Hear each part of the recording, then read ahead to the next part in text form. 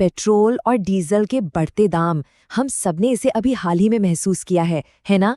आज हम इसी मुद्दे को डीकोड करने वाले हैं। हम समझेंगे कि कैसे दुनिया के किसी कोने में चल रहा ऊर्जा संकट सीधे हमारी जेबों पर असर डालता है और कैसे हाल ही में यूएई का दौरा हमारी एनर्जी सिक्योरिटी यानी ऊर्जा सुरक्षा को मजबूत करने के लिए एक बहुत बड़ा मास्टर स्ट्रोक साबित हो सकता है। तो चलिए सीधे मुद्दे पर आते हैं। जरा सोचिए, पूरे 4 साल, जी हाँ, पिछले 4 सालों से खुदरा उपभोक्ताओं के लिए पेट्रोल और डीजल की कीमतें बिल्कुल फ्रीज थीं, मतलब स्थिर थीं। लेकिन बाहरी झटकों को महीनों तक बर्दाश्त करने के बाद 15 मई को आखिर ये रिकॉर्ड टूट ही गया। और सच कहूं तो इन दामों का अचानक बढ़ना कोई छोटी बात नहीं है। इसका सीधा असर हम सबकी रोजमर्रा की जिंदगी और पूरी अर्थव्यवस्था पर पड़ रहा है। तो अब सबसे बड़ा सवाल जो हम सबके दिमाग में आता है, आखिर ऐसा क्या हुआ जिसने 4 साल की इस शांति को अचानक से भंग कर दिया? इसका जवाब हमारे देश के अंदर नहीं, बल्कि इंटरनेशनल जियोपॉलिटिक्स यानी अंतर्राष्ट्रीय भू राजनीति के जटिल जाल में छिपा है। ये जो कीमतों में आग लगी है ना, इसकी असल वजह हमसे हजारों किलोमीटर दूर हो रही घटनाएं हैं। अब इसे थोड़ा आसान भाषा में समझते हैं। मिडिल ईस्ट में अमेरिका और ईरान के बीच जो युद्ध और तनाव की स्थिति है, उसने रातों रात एक भयंकर ग्लोबल एनर्जी क्राइसिस खड़ा कर दिया है। और ये कोई ऐसी खबर नहीं है जिसे हम इग्नोर कर दें।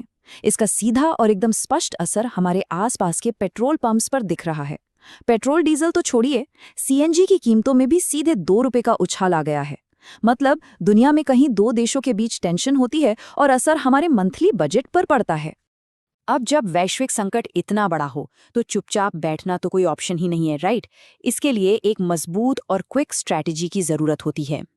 इसी कड़ी में प्रधानमंत्री नरेंद्र मोदी ने एक छोटे लेकिन बेहद अहम दौरे के लिए अबू धाबी का रुख किया। इस गंभीर क्राइसिस के बीच यूएई के राष्ट्रपति मोहम्मद बिन जायद अल नाहयान के साथ हुई ये बातचीत कोई आम मुलाकात नहीं थी। ये भारत की ऊर्जा सुरक्षा को मजबूत करने की दिशा में उठाया गया एक बहुत ही सॉलिड कदम था। ये जो हाई लेवल बातचीत हुई ना, इसका फोकस एकदम क्लियर था। मुख्य रूप से 3 चीजों पर बात हुई: व्यापार, निवेश और सबसे क्रूशल हमारी ऊर्जा सुरक्षा। और हाँ, एक बाजू बिल्कुल नहीं भूलनी चाहिए, यूएई करीब 45 लाख भारतीयों का घर है। तो ये जो एनर्जी और इकोनॉमी की बात हम कर रहे हैं, ये सीधे तौर पर वहां रह रहे इस विशाल भारतीय समुदाय की भलाई और उनके भविष्य से भी जुड़ी हुई है। इस पूरी स्ट्रैटेजी को समझने के लिए एक टर्म जानना बहुत जरूरी है: रणनीतिक पेट्रोलियम भंडार या strategic petroleum reserve. Simple words में कहें तो ये कच्चे तेल का एक बहुत बड़ा इमरजेंसी गुल्लक है। जब दुनिया में युद्ध या किसी बड़े संकट के कारण तेल की सप्लाई अचानक रुक जाती है, तो ये भंडार हमारी अर्थव्यवस्था के लिए एक शॉक एब्जॉर्बर का काम करते हैं। ये पक्का करते हैं कि बाहर कितनी भी उथल-पुथल क्यों ना हो, देश का चक्का बिना रुके चलता रहे। और आपको जानकर हैरानी होगी कि इस छोटी सी यात्रा के नतीजे कितने शानदार रहे हैं। एक मजबूत आर्थिक ढाल तैयार की गई है। स्ट्रेटेजिक पेट्रोलियम रिजर्व और एलपीजी को लेकर बहुत ही अहम एमओयू साइन हुए हैं। इसके साथ ही एक नए रक्षा साझेदारी ढांचे और गुजरात के वाडीनार में एक शिप रिपेयर क्लस्टर बनाने पर भी सहमति बनी है। लेकिन असली गेम चेंजर क्या है? वो है इंफ्रास्ट्रक्चर, आरबीएल बैंक और सम्मान कैपिटल में $5 बिलियन के बड़े निवेश की घोषणा। ये सारे फैसले मिलकर हमारी अर्थव्यवस्था को बाहरी झटकों से पूरी तरह सेफ करते हैं।